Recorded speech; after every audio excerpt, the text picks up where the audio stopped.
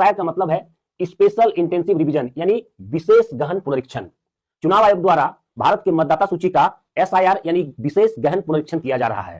पहले बिहार में एसआईआर लागू हुआ, उसके बाद अभी देश के 12 राज्यों में एसआईआर चल रहा है और इसके बाद पूरे देश में जितने भी राज्य है वहां भी एसआईआर लागू होगा। एसआईआर क्यों लागू किया गया, एसआईआर की पूरी प्रक्रिया क्या है और एसआईआर में आप कैसे भाग लें, इन तमाम बिंदुओं को लेकर मैं आज आपको बताने जा रहा हूं।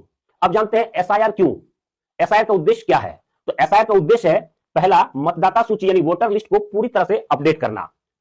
दूसरा, त्रुटियों को ठीक करना, जो गलतियां हैं उसे ठीक करना। तीसरा, जिन मतदाताओं के नाम 2 जगहों पर है उनमें से एक को हटाना। चौथा है, वैसे व्यक्ति जिनकी मृत्यु हो गई है और फिर भी उनका मतदाता सूची में नाम है तो उसको हटाना। पांचवा है, अयोग्य मतदाताओं के नाम को हटाना, वैसे मतदाता जो अयोग्य है यानी किसी भी तरीके से वो वोट देने के लायक नहीं है उनको हटाना। और छठा है, नए योग्य मतदाताओं को जोड़ना, यानी नए मतदाता जो योग्य है उनको जोड़ना। अब समझते हैं एसआईआर की पूरी प्रक्रिया क्या है, चुनाव आयोग एसआईआर की प्रक्रिया को कैसे कर रही है। तो इसके लिए सबसे पहले समझना होगा कि अंतिम बार एसआईआर कब हुआ था, 2003 को और कहीं कहीं 2002 को अंतिम बार एसआईआर हुआ था। इस बार जो प्रक्रिया अपनाई जा रही है उसमें से नंबर 1 है कि जिन मतदाताओं का नाम 2003 के मतदाता सूची यानी वोटर लिस्ट में है उनसे कोई अतिरिक्त कागजात नहीं मांगे जाएंगे, सिर्फ उन्हें डिटेल भर देना है कि 2003 में ये मेरा नाम था, ये सीरियल नंबर था और इस बूथ में मेरा नाम था, बस इससे उसका नया सूची में नाम चढ़ जाएगा। अब दूसरा, ये बहुत इंपॉर्टेंट है, वैसे पुरुष मतदाता जिनका वर्तमान वोटर लिस्ट में तो नाम है लेकिन 2003 के वोटर लिस्ट यानी मतदाता सूची में नाम नहीं है, उनको क्या करना पड़ेगा, 2003 में से अपने माता पिता के सूची में जो डिटेल है उसको एक कॉलम में भरना होगा और उन्हें कोई अतिरिक्त कागजात जमा नहीं करने होंगे, यानी कम से कम उनके माता पिता का नाम 2003 के मतदाता सूची में होना अनिवार्य है और उस डिटेल को नए फॉर्म में भर देना है। अब नंबर 3, ये सबसे महत्वपूर्ण बात है, इसको ध्यान से समझें। वैसी शादीशुदा महिलाएं जिनका नाम 2003 के बाद के मतदाता सूची में है या नहीं भी है, उनको नए मतदाता सूची में नाम चढ़ाने के लिए अपने मायके से अपने माता पिता का 2003 में जो सूची है उस लिस्ट में जो डिटेल है उसको लाकर अपने नए फॉर्म में भरना होगा, तभी उनका नाम चढ़ेगा। देखिए बहुत ध्यान देने वाली बात है, यानी कोई लड़की अगर शादी होकर अपने ससुराल गई है और 2003 के बाद के लिस्ट में नाम है अथवा नहीं है तो ससुराल के डिटेल से उसका नाम नहीं चढ़ेगा, उसे अपने मायके से माता या पिता में से किसी एक का डिटेल जो 2003 की मतदाता सूची में हो और कहीं कहीं 2002 भी है उससे डिटेल लाना होगा और भरना होगा, तभी उनका नाम नए मतदाता सूची में चढ़ेगा। ये बहुत इंपॉर्टेंट बात है, इसे याद रखा जाए। और अब नंबर 4, जो भी मतदाता इन तीनों में बताए गए अर्हता को पूरे नहीं कर पाते हैं तो उन्हें कागजात प्रस्तुत करने होंगे और वो कागजात का डिटेल्स मैं अगले स्लाइड में बता रहा हूं।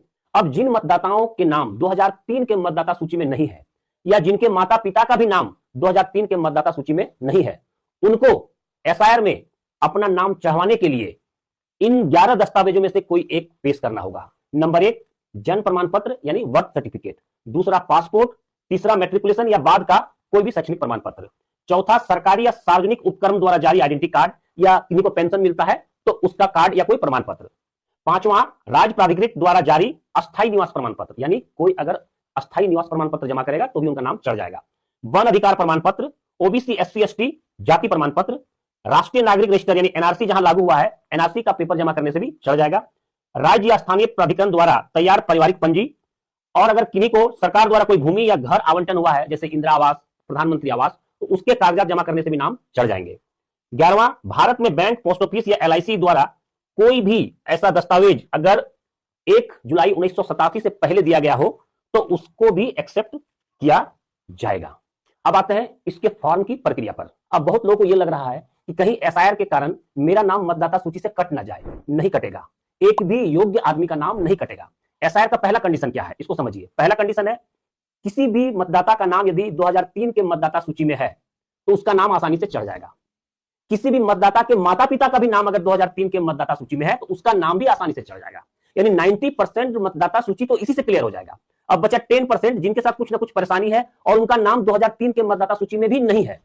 तो भाई अगर 2003 के मतदाता सूची में आपका भी नाम नहीं है, आपके माता पिता, आपके दादा दादी का भी नाम नहीं है, तो ये तो बताना होगा ना कि आप कहां से आए अचानक, कि आपके फैमिली में किसी का भी नाम मतदाता सूची 2003 में नहीं है। तो इसी को तो जांच किया जा रहा है, क्योंकि 2003 के बाद बहुत से फर्जी लोग अपना नाम मतदाता सूची में डलवा लिए हैं और इसी को छांटने के लिए तो एसआईआर चल रहा है।